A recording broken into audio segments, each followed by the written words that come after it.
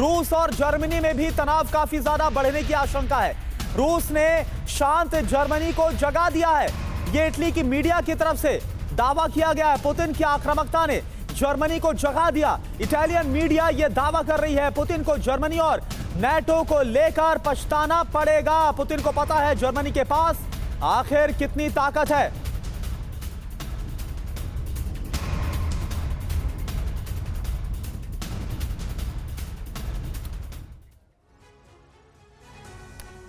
तो यूक्रेन से रूस का क्या बदला होगा, इसको लेकर पूरी दुनिया में भी खौफ पसर गया। पूरी दुनिया में अंदेशा बढ़ गया, अलर्ट कर दिया गया है। आप देखिए पुतिन के जवाब से यूरोप पर भी एक बहुत बड़ा खतरा मंडरा रहा है। पुतिन के विकल्पों पर अमेरिका की चेतावनी भी आ गई है, क्योंकि यह कहा जा रहा है कि अब तो पुतिन कुछ भी कर सकते हैं।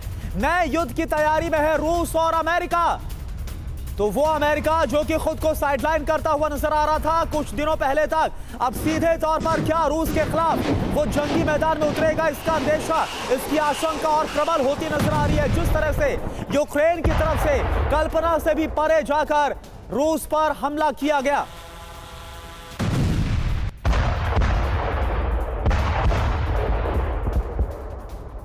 तो आप देखिए रूस का जवाबी हमला क्या होगा, और क्या यह ऐसा हमला होने वाला है कि इसके बाद वर्ल्ड वॉर 3 हो जाएगी।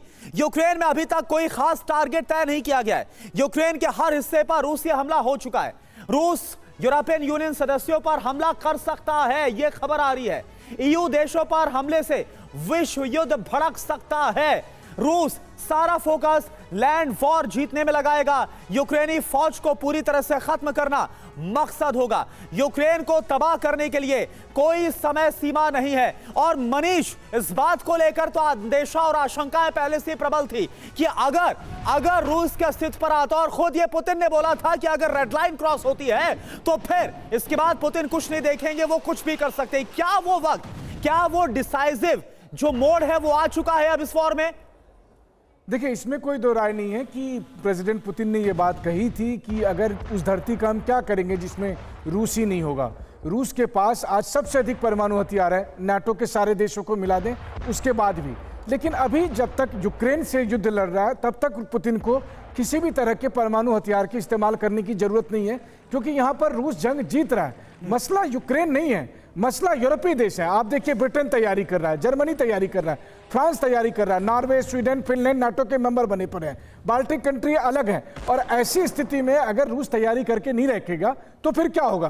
क्या गारंटी है कि कल के दिन में यूक्रेन के बाद यूरोपीय देश कोई नया यूक्रेन नहीं ढूंढेंगे? क्योंकि एक सीधी सी बात है कि नाटो का विस्तार के पीछे मकसद क्या था। तो रूस अपने ऊपर एक एग्जिस्टेंशियल थ्रेट देख रहा है और उसी के हिसाब से उन्होंने तैयारी करके रखी है। और हाँ, अगर नाटो नहीं रुकता है, जो कि अगले 2 हफ्ते में तय हो जाएगा, तो उसके बाद फिर रूस और नाटो की जंग हो सकती है। शायद उस दौरान ऐसे मौके आए जब परमाणु हथियारों के इस्तेमाल के लिए पुतिन सोचें। बिल्कुल, तब यह हो सकता है और इसके आसार बनते हुए अब नजर आ रहे हैं।